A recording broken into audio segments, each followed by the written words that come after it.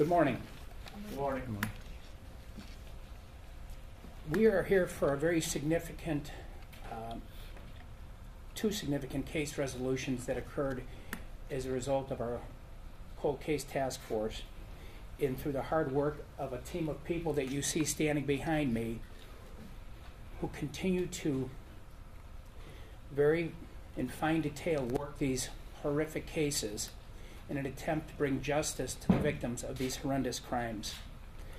I want to start out first by talking about the individual who was our 700th indictment, an individual by the name of Darryl Fridley. Mr. Fridley is 48 years old.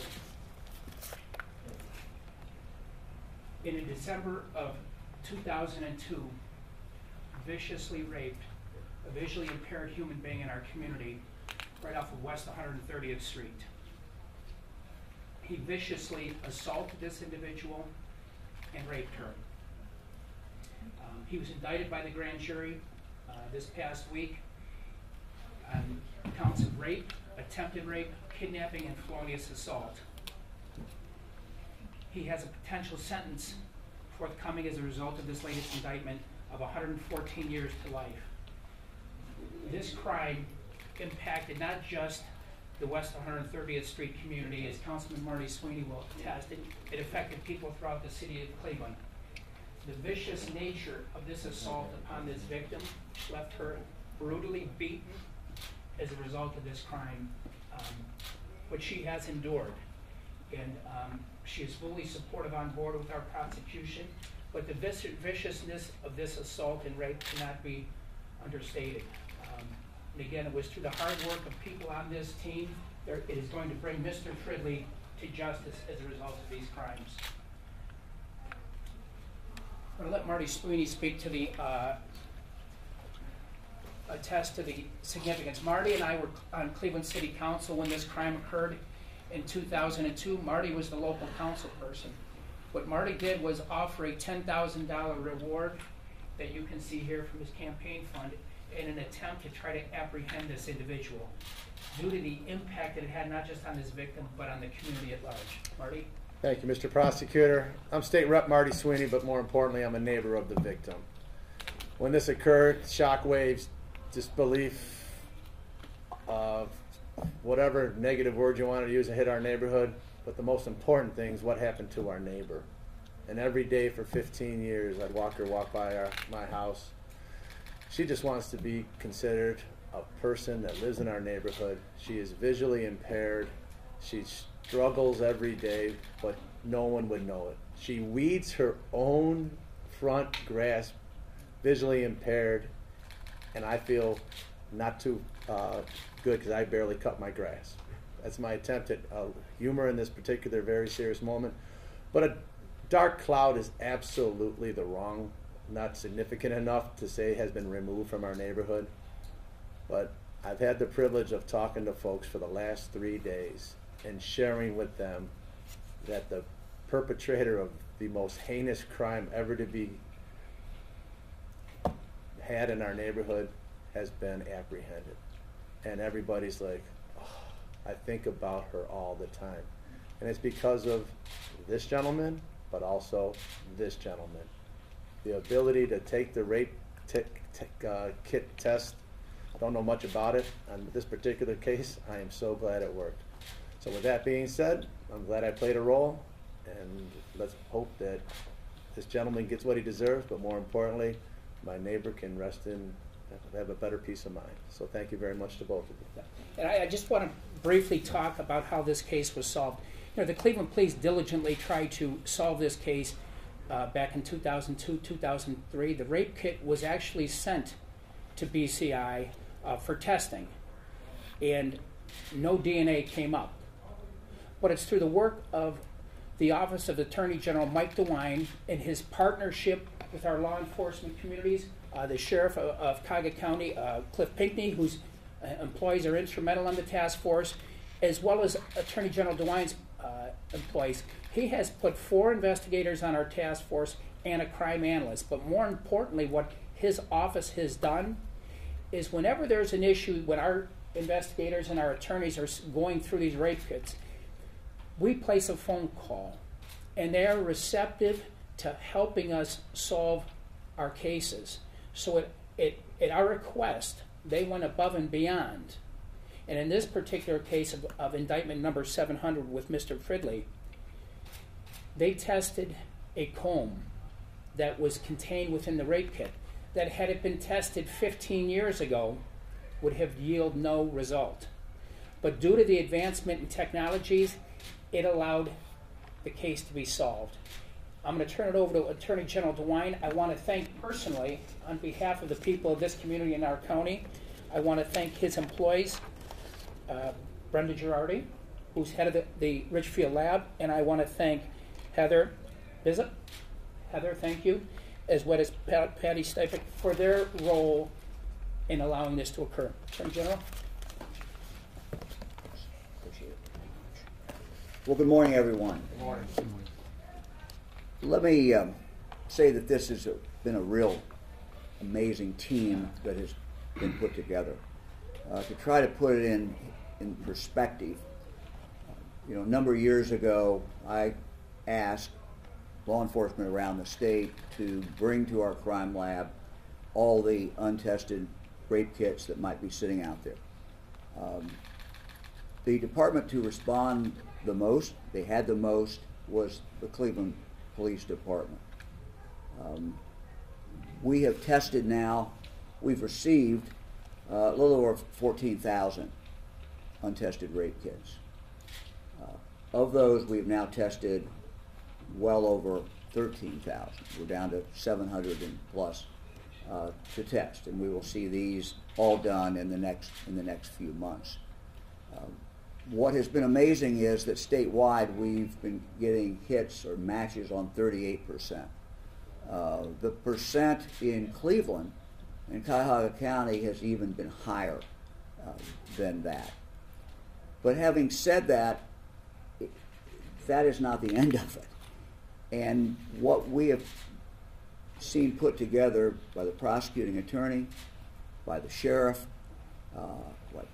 with people from BCI, has been a task force that has been just dogged. I mean, they've just done an absolutely amazing work.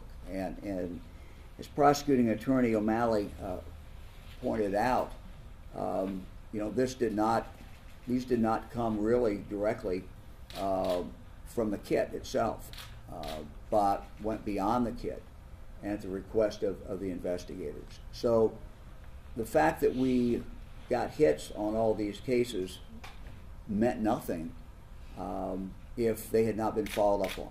And so what's been done in Cuyahoga County, I suspect has not been done in any other place in the entire country. People are now looking to Ohio as the example of how you deal with old rape kits. We've almost tested every single one of them, but what has happened in Cuyahoga County has just been truly remarkable with this kind of a partnership that comes together, because once you get the hit, you then have to go put the case together. I mean, it's not like starting from square one, but it's pretty close to that. And the fact that you all have had over now 700 and 701 indictments, those victims, is a real testament to this working together. I also want to say something about my friend, Representative Marty Sweeney. To put up money, as he did at that time, is truly a remarkable thing. And I think he has described very well the victim, and it's pretty obvious for him it is about that poor victim. And really, it's about victims, and it's about justice. And so what we're seeing today with these indictments is justice for the victims. Mm-hmm. Justice for the victims. Maybe it was delayed, maybe it took a while, but ultimately these victims now today know that there is in fact justice. If you look at these individuals, cases are not over with, but what is going to happen, I would predict, is that they are kept in prison for a long time. And so the public is being protected, but it's ultimately about justice. So Mr. Prosecutor, Thanks to you. Thanks to your team. Sheriff, thanks to you and your team. Thanks to our BCI folks. Thanks to everybody who came together to make this happen. It's a great day. Thank you. I want to briefly talk to you about number 701, Darryl Williams. Darryl Williams in 1998 raped an individual going to high school in the city of Cleveland, a 16-year-old girl on her way to high school. He grabbed her at gunpoint in front of this building, took her down this alley,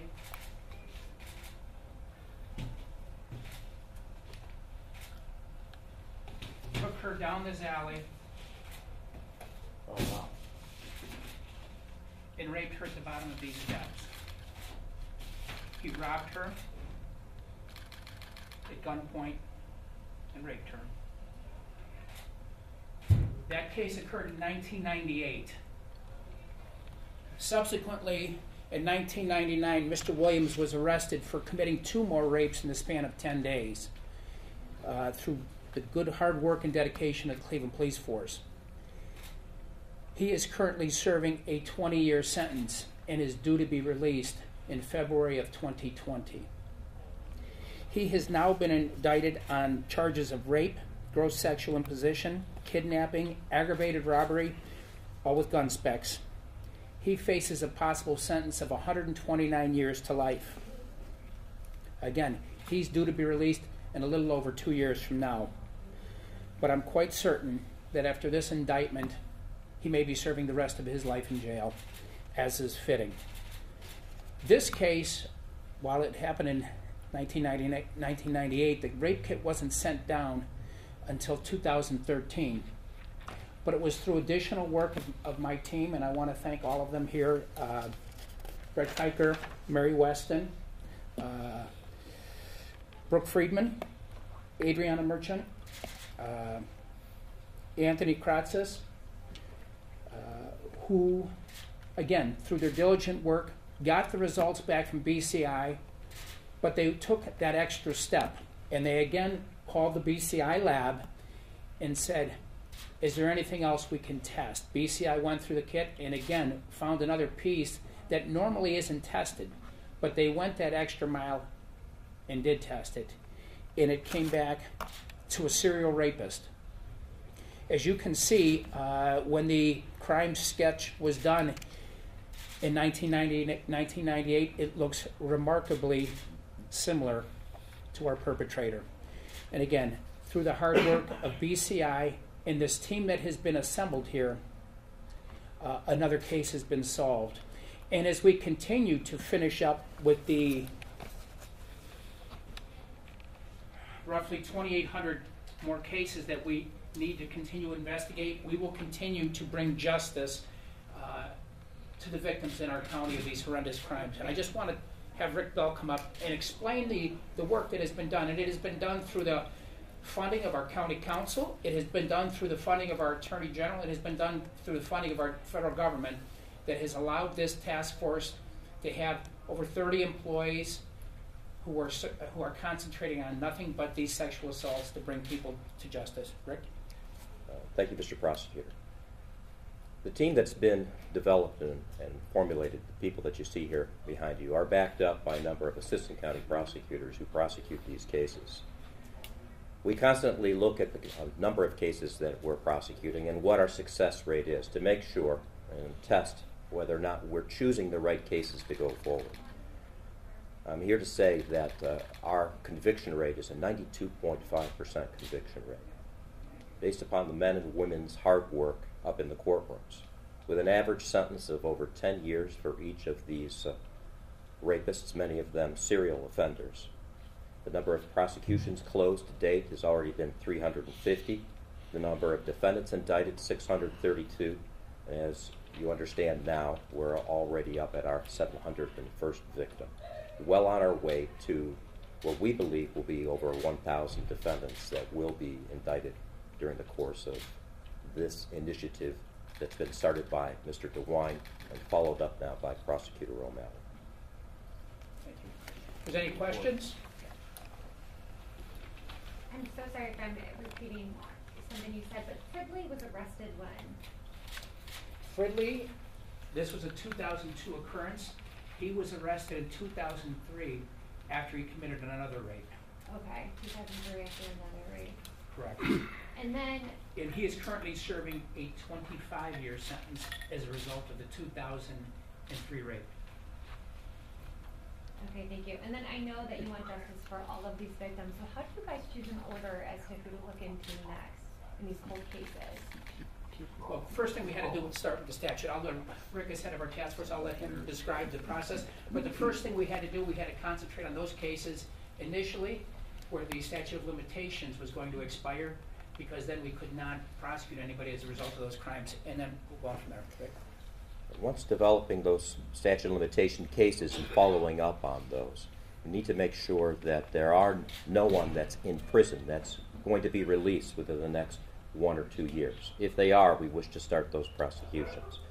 We have 3 priority levels, and our first priority level for our investigators to investigate, and for the lab personnel to do secondary evidence testing on, are the cases where we believe there are serial rapists, the cases where we believe that people will be coming out of jail soon, on the cases where there have been violent offenses on these individuals in the past.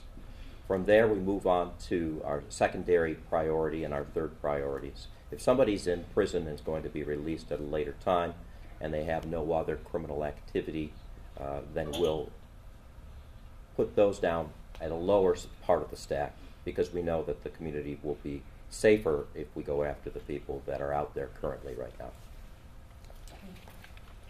Where exactly did each of these crimes occur?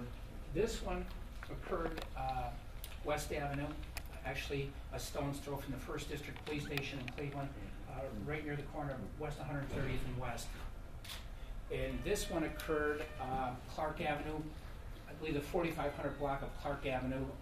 This building that was earlier posted, I believe is no longer there, but it was the 4500 block of Clark Avenue.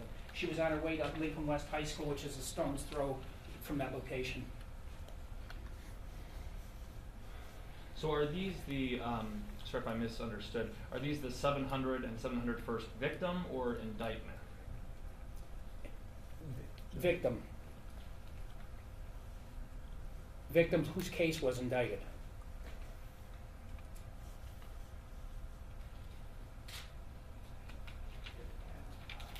And if you can just kind of, in summary, kind of speak to why the public is safer now that these guys are being indicted, you know, after all these